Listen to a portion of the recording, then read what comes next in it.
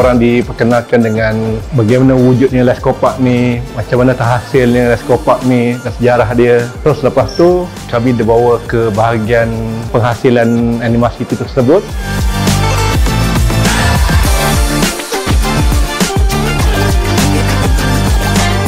Sepanjang saya berada dekat sini, banyak perkara-perkara baru yang saya dapat.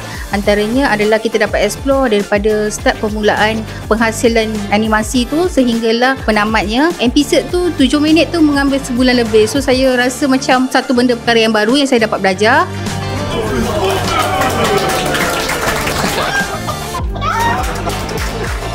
Semoga Les Copak lebih maju dan berjaya di masa hadapan dan dapat lagi menghasilkan animation yang lagi gempak akan datang. Les Copak luar biasa. Betul.